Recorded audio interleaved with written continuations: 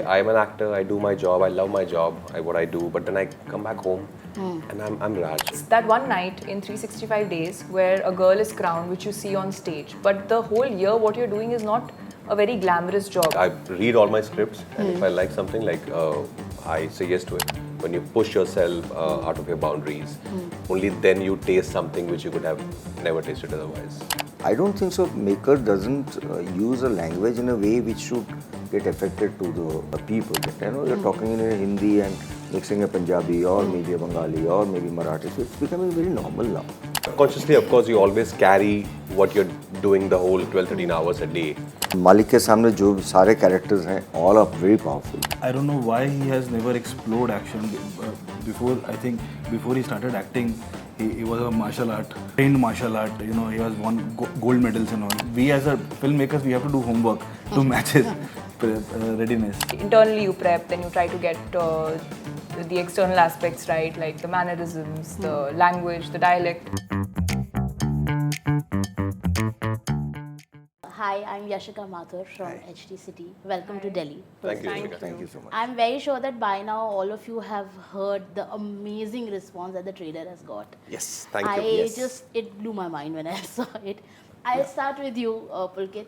The dialogues are very impactful and the trailer is so well cut. What was the inspiration? Because you're also the co-writer of the film, if I'm not wrong. What is the inspiration behind these very impactful dialogues in the film? The dialogue actually comes from the emotional core of the story. All right. And when you decide how a certain character is going to behave, talk, present, and then you start building up the dialogue. So when you are very sure about the emotional core, the stories, the character, the arches, and the dialogue starts coming from there. So we were not focusing that we wanted to write something, you know, powerful, hard-hitting dialogues. But because the character is speaking in a certain way, the way Maalik is talking, it has to be hardcore, it has to be hard-hitting. Right. So that's how dialogue comes in. Right. The acting, I have not seen the film of course, but oh my god, you three. Manushi, you are doing a role which is of course very different from your last few films. And you know, there's this one dialogue in the trailer where his character is saying that, you know, he has certain goal and you're saying Kab. And that is so powerful that you are also pushing Maalik to further, you know, do something that he wants to do. What about your role can you talk? And of course, it's not the same as what you've done so far.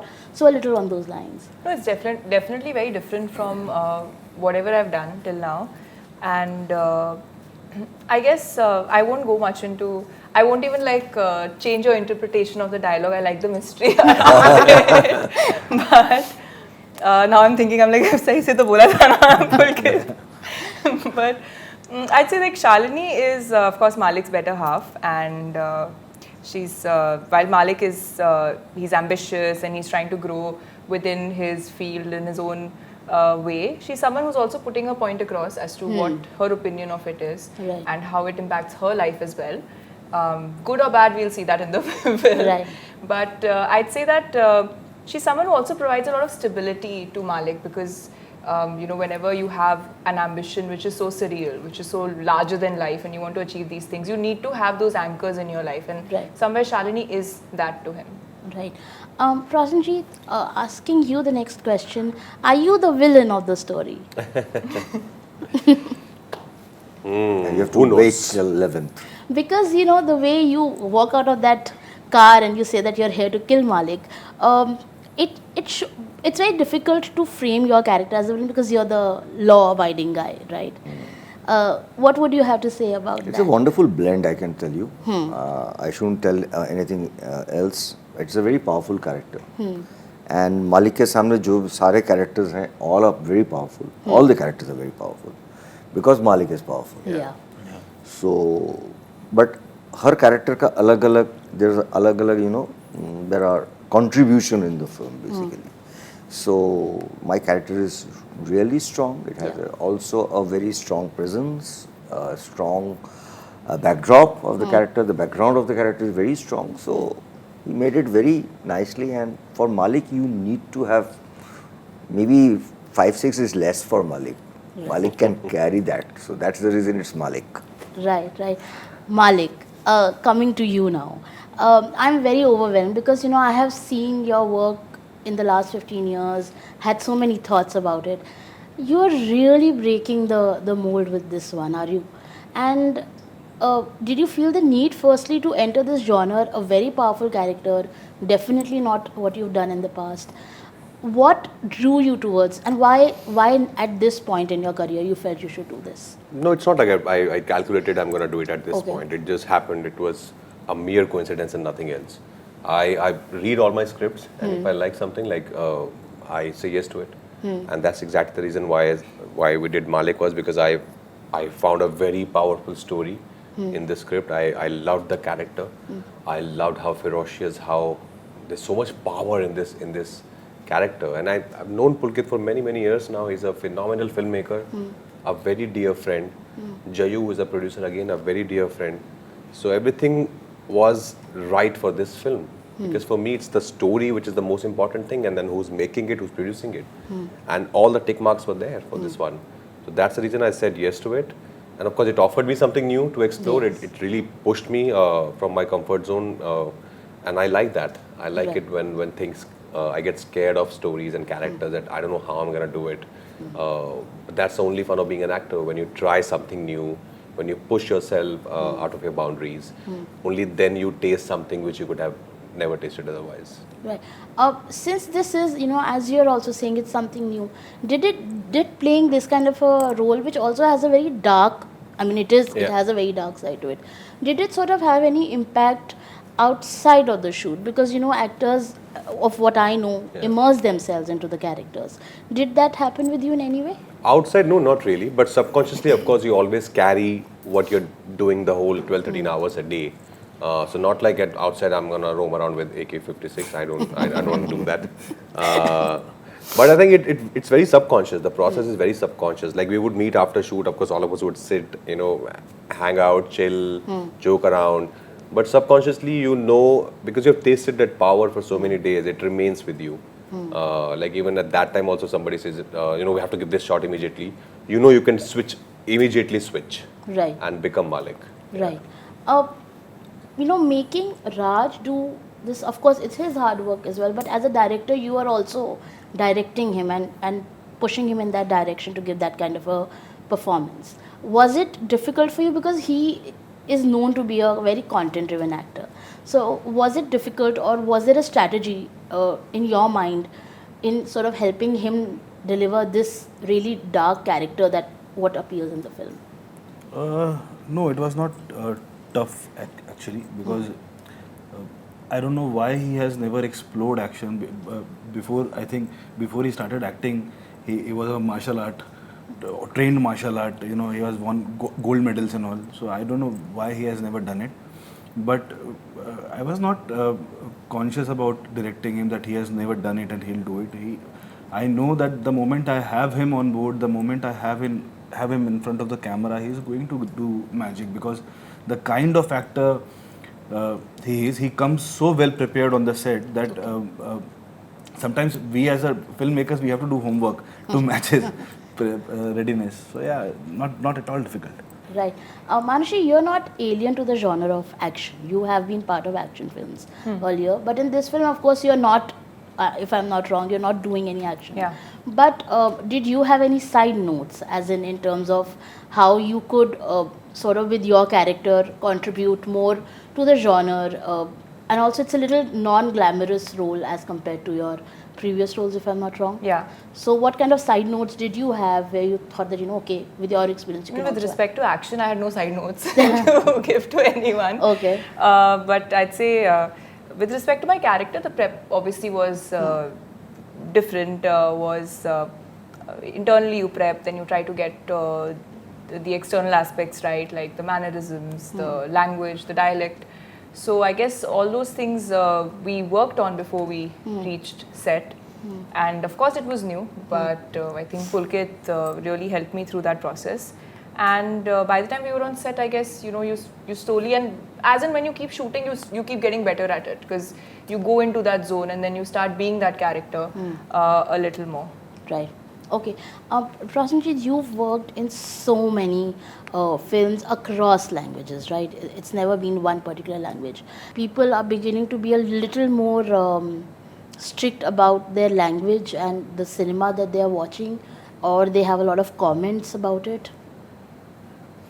I don't think so. I think, I mean, if you see about a film, of course, I mean, language is a very emotion of anybody, right? So, Right. but I don't think so. Maker doesn't use a language in a way which should get affected to the people, because to the emotion of the.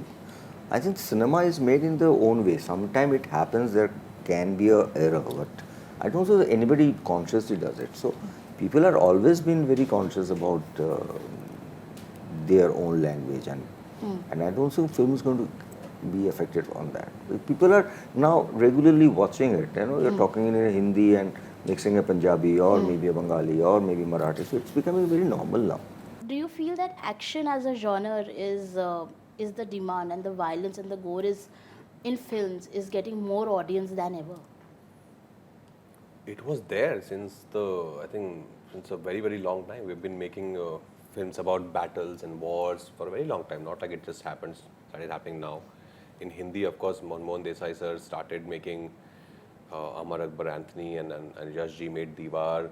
So all these films have been there.